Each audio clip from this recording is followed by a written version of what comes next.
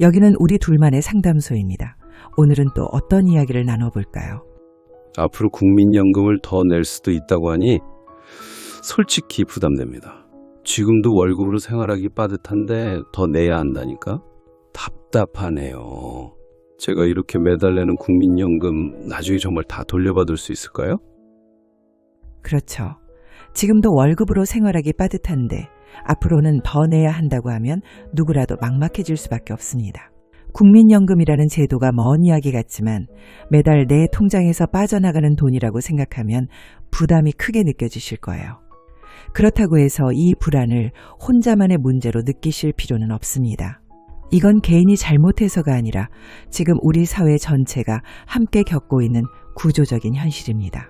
앞으로 더 오래 살게 되고 아이는 적게 태어나면서 내는 사람은 줄고 받는 사람은 늘어나다 보니 누구도 혼자서는 해결할 수 없는 문제로 커져버린 겁니다. 이런 상황에서 막연히 불안해만 하는 것이 아니라 왜 이렇게 바뀌는지 그리고 지금부터 무엇을 준비해야 하는지를 차근차근 짚어보는 게 더 중요합니다. 그래서 우리가 꼭 기억해야 할 건 국민연금은 이름만 연금이지 사실상 하나의 사회보험이라는 점입니다. 보험이란 언제 닥칠지 모르는 위험을 혼자 감당하지 않고 모두가 조금씩 부담에 함께 대비하는 장치입니다. 국민연금도 같은 원리로 내가 지금 내는 돈이 바로 나의 노후를 100% 책임져주는 구조라기보다는 내 세대 전체가 서로를 위해 조금씩 나누어 리스크를 줄이는 안전망에 가깝습니다. 즉, 불확실한 미래를 혼자 감당하지 않게 서로 나누는 공동의 약속이 바로 국민연금의 출발점입니다. 문제는 이 공동의 약속이 세대가 바뀌면서 점점 균형을 잃고 있다는 점입니다. 지금 젊은 세대는 소득의 일부를 매달 떼어내 국민연금을 내지만 정작 본인들이 나중에 그만큼 돌려받을 수 있을지에 대한 불신이 갈수록 커지고 있습니다. 반대로 부모 세대는 당연히 받을 권리가 있다고 여기기 때문에 내는 사람과 받는 사람 사이에 세대 갈등이 생깁니다. 이 갈등은 단순한 돈 문제가 아니라 세대 간 신뢰를 갉아먹는 요인이 되기 때문에 보험료율을 올린다는 논의만으로도 갈등이 터져나올 수밖에 없는 구조입니다. 그렇다고 이럴 바에야 차라리 안 낼래라고 생각할 수도 있지만 현실은 그렇게 간단하지 않습니다. 국민연금은 강제 가입이기 때문에 피할 수 없을 뿐 아니라 만약 이 제도를 무너뜨리고 전적으로 개인연금이나 저축에만 의존하게 되면 더 큰 위험을 혼자 떠안게 됩니다. 직장이 불안정해지거나 큰 병이 생기는 등 예상치 못한 상황이 오면 개인연금 하나로는 노후 리스크를 모두 감당할 수 없습니다. 국민연금은 최소한의 기반을 유지해주는 기본 안전판 역할을 하기 때문에 완전히 포기한다는 선택지는 현실적으로 불가능에 가깝습니다. 물론 보험료율을 올린다고 해서 모든 문제가 한 번에 해결되지는 않습니다. 더 내면 무조건 더 안전해진다고 장담할 수 없는 것도 사실입니다.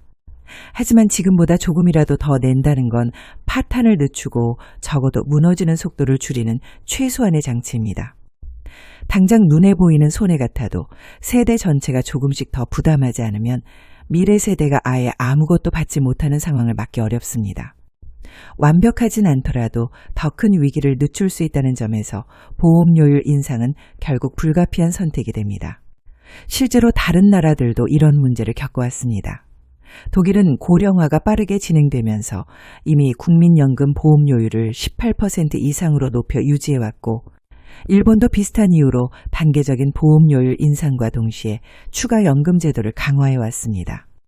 우리보다 먼저 고령화 파고를 맞은 나라들이 선택한 공통점은 무작정 연금을 줄이는 게 아니라 더 내고 더 다양한 방법으로 리스크를 분산시킨다는 점입니다. 결국 국민연금은 혼자만의 문제가 아니라 우리 모두가 조금씩 나누어 미래를 지탱해가는 최소한의 약속이라는 것을 해외 사례에서도 다시 확인할 수 있습니다. 많은 분들이 국민연금만으로 노후가 충분할 거라 기대하지만 현실은 다릅니다. 국민연금은 노후소득의 일부를 보완해주는 역할이지 전부를 책임져 주지는 못합니다. 기대의 수명이 점점 길어지고 물가도 계속 오르다 보니 지금 보험료율과 지급 구조로는 최소한의 생활비를 채워주기에도 벅찬 게 사실입니다.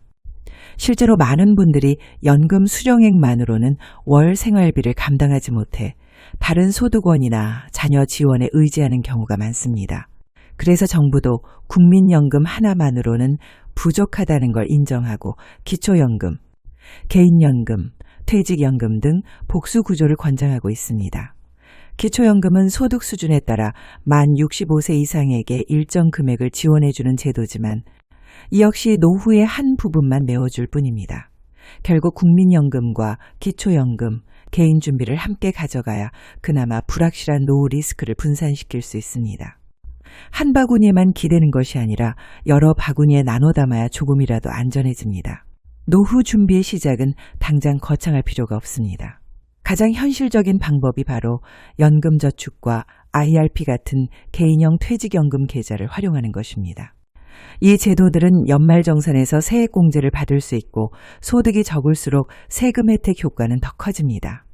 연금저축과 IRP에 매달 일정 금액만 자동이체로 넣어두어도 10년, 20년 뒤엔 큰 차이가 생깁니다.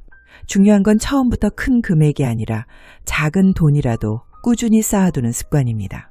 연금을 준비하려면 결국 지금 쓰는 돈의 일부를 미래로 돌려놔야 합니다. 하지만 대부분은 생활비가 빠듯해 쉽지 않다고 느끼죠.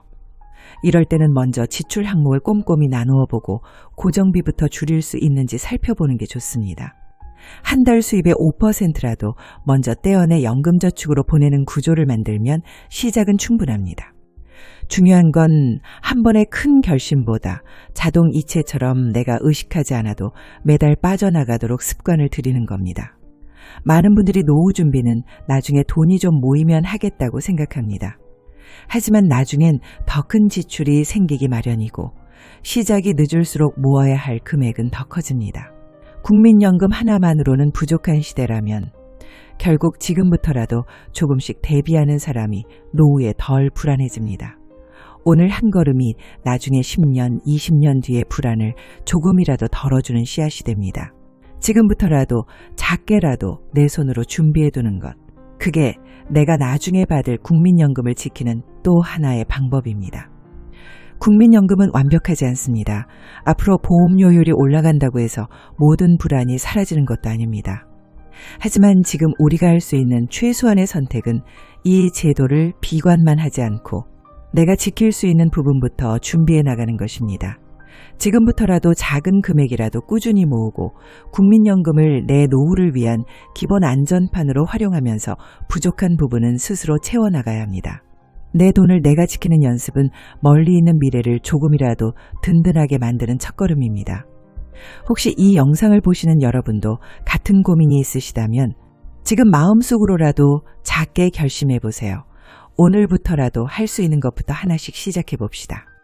그리고 혹시 더 궁금한 점이나 나누고 싶은 이야기가 있다면 댓글로 꼭 남겨주세요. 우리 둘만의 상담소는 언제든 여러분 곁에 있겠습니다.